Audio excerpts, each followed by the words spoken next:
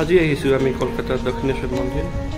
এয়া আপোনালোকে দেখিবলৈ পাইছে, আমি ঘূৰি আছোঁ কলকাতাৰ দক্ষিণেশ্বৰ মন্দিৰ। আমি টোটেল 5জন আহিছোঁ।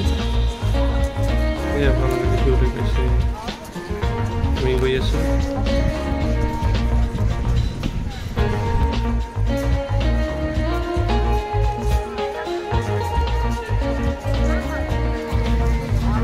দক্ষিণেশ্বৰ মন্দিৰ ঘূৰাৰ পিছতে আমি যাম ঘাট, গংগা নদীৰ ঘাট। তাৰ পৰা আমি ফেৰী লৈ বেলুন মাৰ্ট যাম।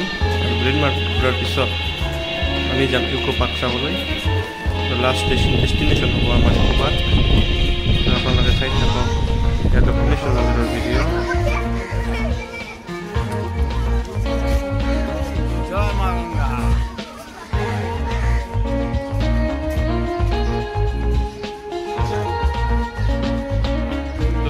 মন্দিৰ আৰু এইটো হুগলী নদী।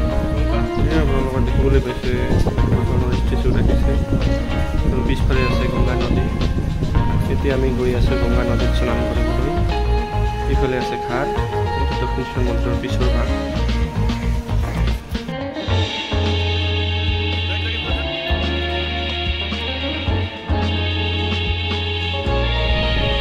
এইটো হ'ল দক্ষিণেশ্বৰ মন্দিৰৰ ঘাট। গৈ আছে হুগলী নদী।